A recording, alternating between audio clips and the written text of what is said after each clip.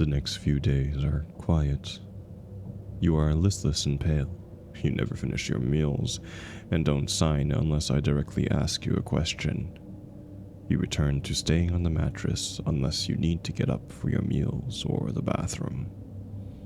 It's like you are adrift in the sea with no breeze to carry your sails, and the mattress is your boat, stagnant and yet unmoored and waiting, avoiding the predator that paces lazily back and forth in the boundless ocean of danger surrounding you. They cannot entice you to swim. No matter what nice things I bring you, no matter what nice things I sign to you,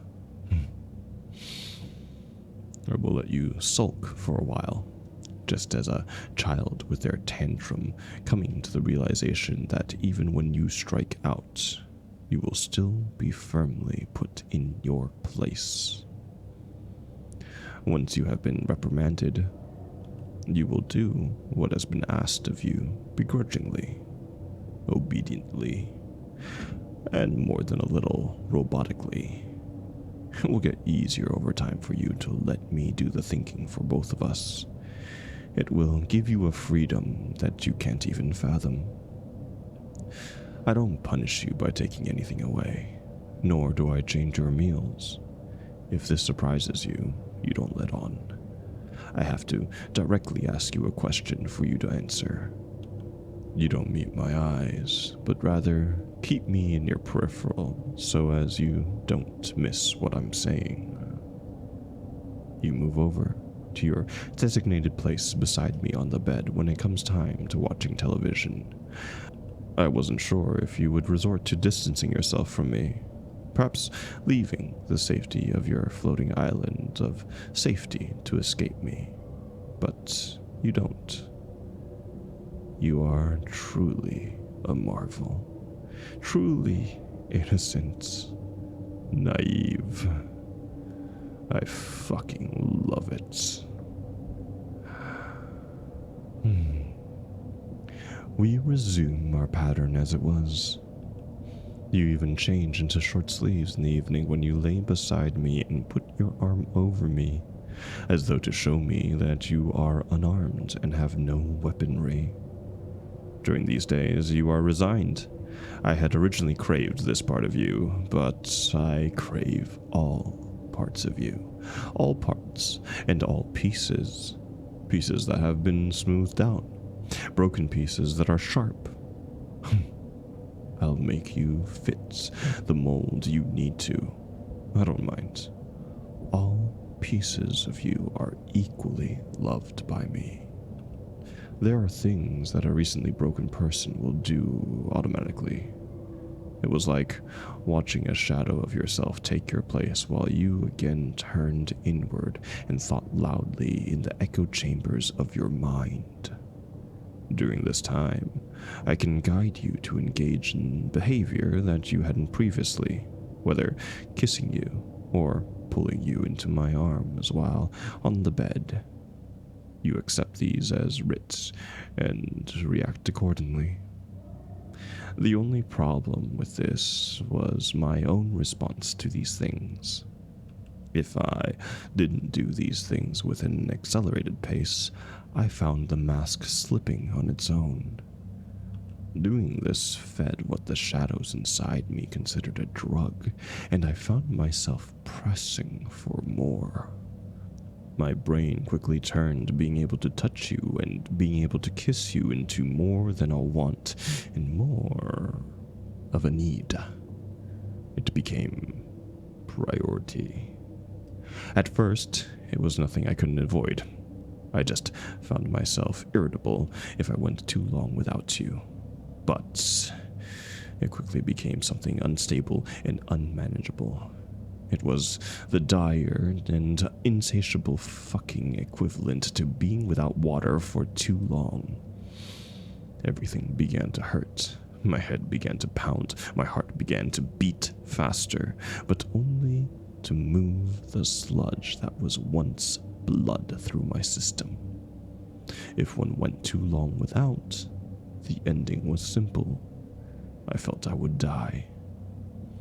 I am very aware that this is all psychological and pathological. I knew you would become a weakness for me, and I had welcomed it. The reward system in my brain would fire on all cylinders every time I kissed you or got to touch you. It was telling me that it was more than worth it. And like a human being, I reasoned it was. This unquenchable thirst that poisoned my very veins and turned me into ash that could only exist if you weren't willing to give me attention and love. Everything else was nothing, and all things paled in comparison to this. I was like a famished passenger on board that lone sailboat with you, instead of the predator pacing the waters below your mattress.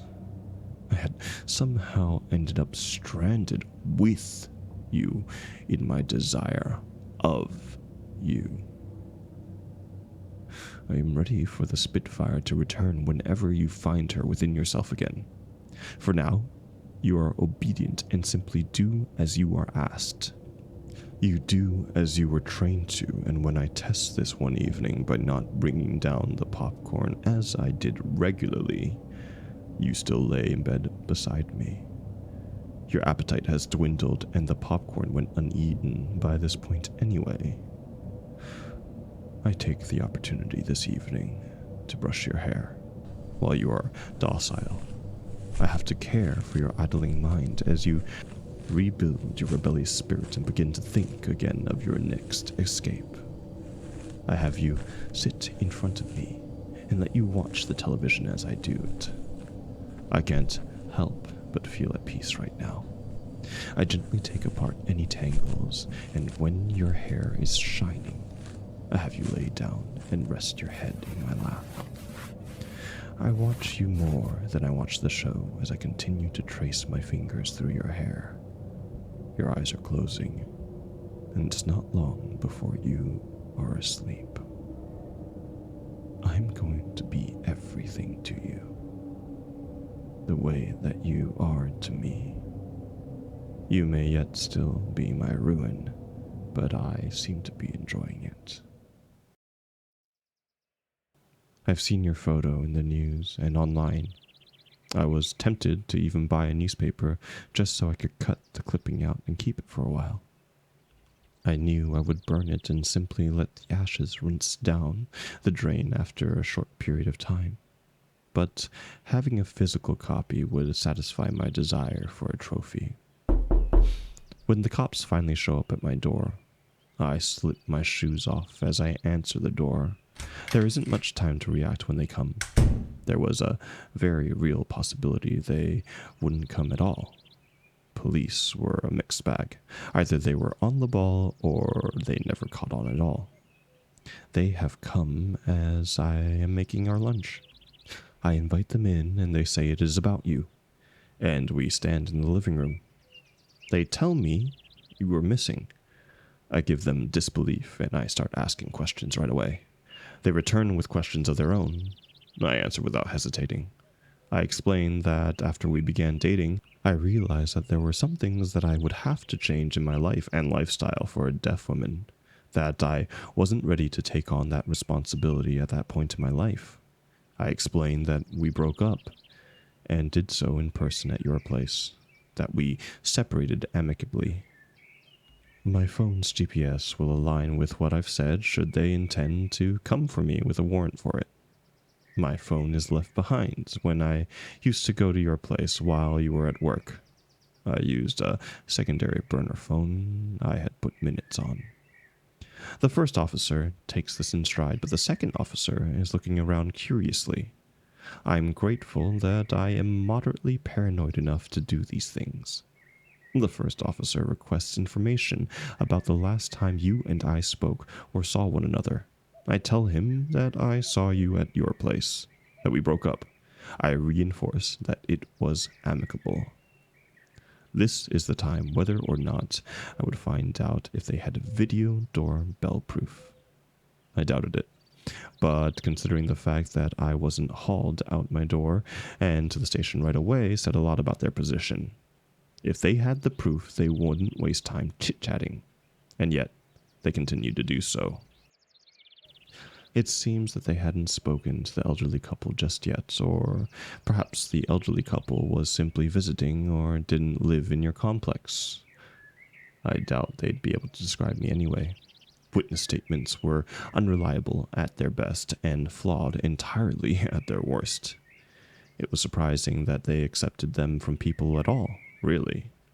3 people could be involved in the same incident, a mere 10 feet away from a shooter, and all 3 people would give completely different statements about how the perpetrator looked. I let the second officer pace through the living room, idling while looking over the shelves, looking for something amiss or out of place. He continues through the kitchen, seeing that I was preparing food, but as he starts to walk down the hallway, I stop him just before he reaches the door to my study. The monitors are still on, and the door is open. I don't want him to see you doing whatever it is you are doing at this time. You are mine.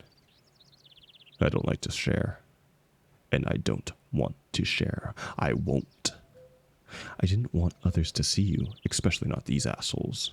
It would end badly for these 2. And I didn't really feel like packing up and moving you and whatever we need right at this moment. I'm sorry, could you not? I was okay with the kitchen and the living room because it's easier to clean, but you're still wearing your shoes and that's carpet. This is a shoes-off home. The officer nods distractedly as he glances down at my feet, seeing only socks. It's interesting how people will miss the most obvious clues despite them being right in front of them. He steps back into the living room where the hardwood flooring is. The second officer apologizes before going to slide his shoes off at the door. He intends to continue his search.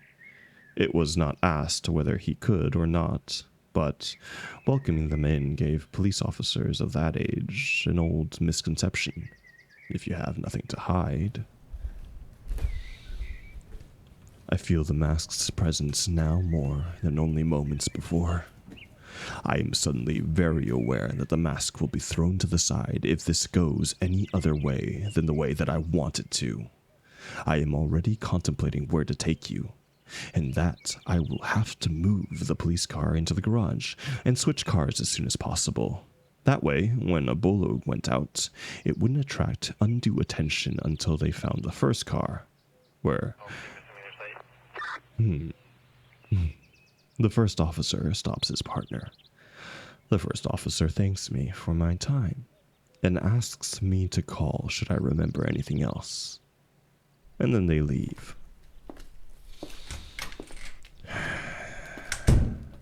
It is that simple. And you, my sweet love, my dear love, downstairs, you are none the wiser. You haven't heard a thing,